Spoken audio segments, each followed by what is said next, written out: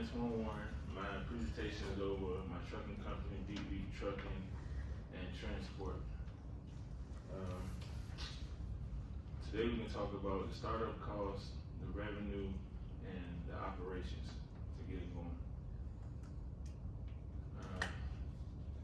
Let's do this video first. This video like 3 minutes. Starting a non-CDL hotshot trucking company. First off, start an LLC. Keep your name as simple as possible. Request your EIN or your tax number, FEIN. It's got a bunch of different names. Tax ID is the old school name for it, and that's going to be really important for a lot of things. You need that before you file for your authority. Set up a bank account. I recommend any major bank or any fintech bank. Sign up for QuickBooks. It's important to start building business credit. Set up a professional email. It's gonna make a difference in a lot of things, all right? Like how serious brokers take you. Get a new phone line. Applying for sales tax exemption, that's one thing a lot of people miss. Then apply for your motor carrier authority. You're also going to get blown up by all kinds of marketing. So people trying to sell you insurance, compliance, services, and they're gonna pretend to be part of the FMCSA. The FMCSA is probably not going to call you unless you put something really crazy down on the application. So all these people that call you and say, hey, this is such and such, DOT, compliance officer, blah, blah, no, it's not the FMCSA.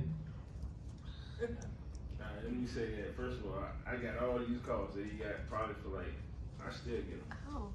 So for the past 2 years, I've been getting these calls where they call and say anything from they can lower your insurance to you need to pay a fine, and you really don't owe a fine, but I guess that's scam the way they're taking your money.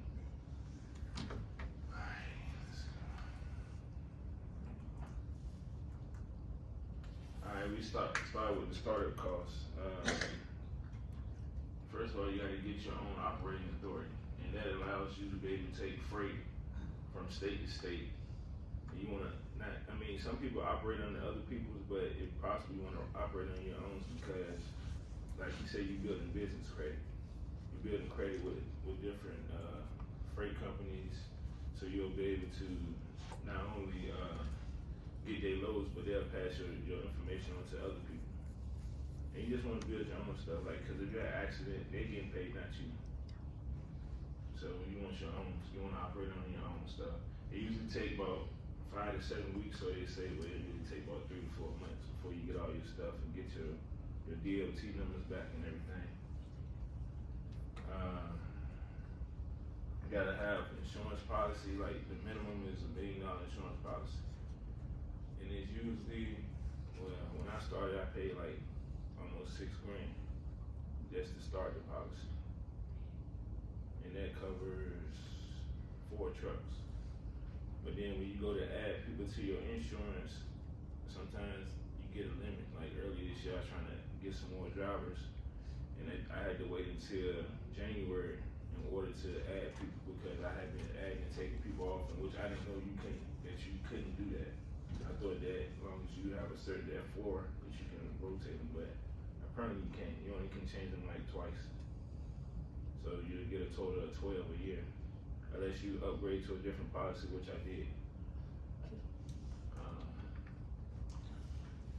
Well, revenue, doing this, you don't get paid unless it usually take about 30 to 45 days to get paid, unless you get into this program where they can pay you within 24 to 48 hours, but your check, 3,000, they probably can take 500 from you, or 600. So it's either, you gotta, I guess, pick and choose which ones, if you wanna get paid now and take a loss, or if you wanna wait for them 30 to 45 days and get all your money up front. So what I do is I usually alternate, one time I may take the money, the next time I wait, so I know I got money coming, and I got money to pay the drivers. I ain't gotta come out of pocket. Operations, that's where you're talking about drive your drivers, making sure your drivers is fine, maintenance, and complying with DOT standards, because if you don't, you get fined. You get docked for being on the phone, texting, or any of that while you're in the truck, because every one of my trucks, you gotta plug in a thing into the sensor, and it lets them know when you're on the phone, how fast actually going, like how many hours you're gonna drove all the way down to the seconds, because if you go over your time period, then you can get docked for that too. But you get like an hour or two grace period, because sometimes you may be in the middle of nowhere and you can't just stop. So they let you get to somewhere where it's safe before it was come. But that just means if you got 8 hours off, if you stop at 11, you can't start back until 7 or whatever the case may be. And you can do that for like 2 days. That third day though, you have to take like 18 to 24 hours off. You gotta take a whole day, so you won't fall asleep while you're driving.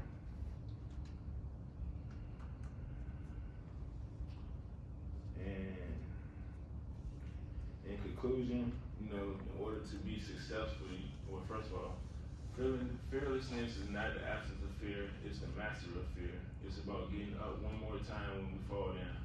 That's by Ariana Huffington. And I use that because, like, you're gonna fail, you're gonna have bumps in the road, so just pretty much wipe yourself off and keep going. In order to be successful, like it's a team. You gotta work together. It ain't just you. You may think it's you because you own it, but you gotta be teammates with your dispatcher. You gotta be flexible. You gotta be flexible with going through these DOT stops. Like you get, sometimes when you're driving on the highway, y'all may see where it says stop here for the DOT. Like I may stop at one here and then I gotta stop at another one 7 miles down the road. And if you miss it, you get fined for it. You get docked. Sometimes, a lot of times they just push you through because they already seen you went through the first one, but other times they'll check your tires, they'll check your freight, they'll check the inside of your car, make sure you don't have nothing illegal in there. Sometimes it can be a hassle. Sometimes you just want to get off the road, so you gotta keep going. In conclusion, just understanding the basics, understand that this is like you can be in the truck for 2-3 weeks at a time, possibly. Every other day the way I usually do it is like 2 days in the truck, and then I pay for a room for somebody. You can stay in the room, but a lot of times they don't even want to stay in the room. They take the money and do whatever they want to do with it, which I don't care. But you get that option. You miss a lot of time from being at home with your family, but I think they pay good, but I don't think it's good enough to keep missing weeks at a time. Like you going for a month and you only see your family like 5 to 7 days.